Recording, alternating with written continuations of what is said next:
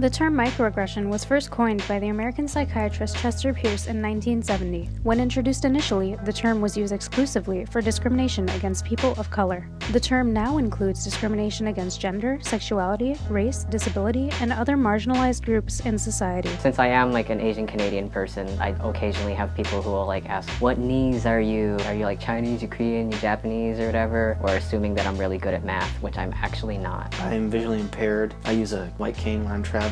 First thing that pops to mind is when people talk to someone I'm with rather than me. They'll ask like, what does he want? Or they'll speak to me in the third person. I'm transgender. I am also disabled. One time I was riding the elevator and someone made a passive-aggressive comment about like people who take the elevators one floor up. I explained to them that I couldn't walk up the stairs today. They said something along the lines of like, you don't look disabled. From the very beginning, like when I first came to this country when I was like 5 or 6, people treated me different because I didn't speak English. When I did learn English, people would still speak to me in a way that was like, oh, she doesn't really know English. So I did a lot to make sure that I was like well-spoken so that people wouldn't look down on me. So then when I became like educated, so to speak, people would say, oh, you're really well-spoken.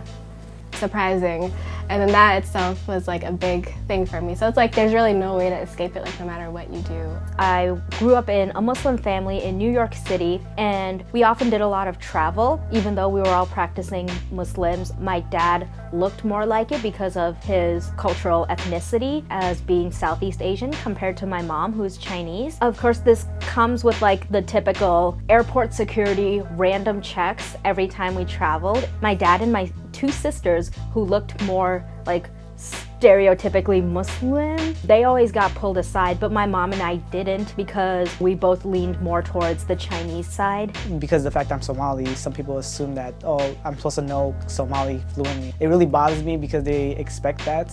Overtly racist acts are not as accepted in our society today as much as they used to be, and are much rarer. When people like speak Spanish to you, I'm like, all right, it's cool, just practicing, whatever. And then there's people who overdo it, like, hola, me llamo Mike.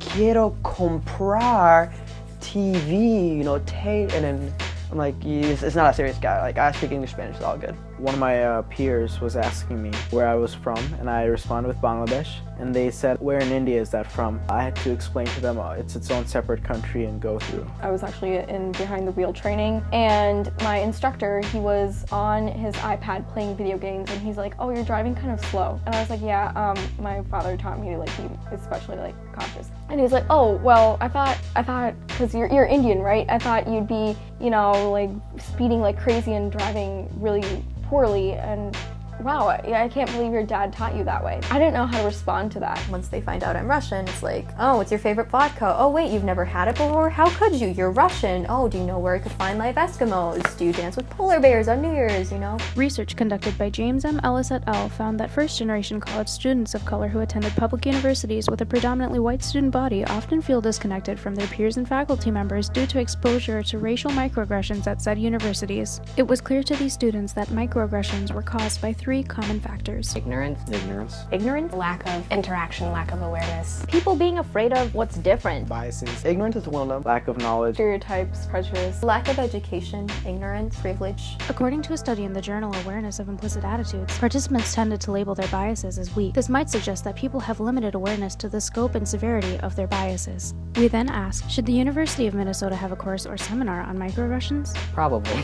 A lot of people, they come to the U, and that's the first time they've ever encountered like a person of color. Yes, the dialogue needs to happen. People need to be aware. I do think that there should be a course. People who want to be educated on these things will, so if it's like an optional thing, I think that'd be great to have that. Yes, but leave some of the learning to real life. Oh yeah, in certain departments as an elective one makes sense. Any education towards this presented within a course could be beneficial. There definitely should be one. Yes. Lastly, we asked, what's your message to people that perpetuate microaggressions?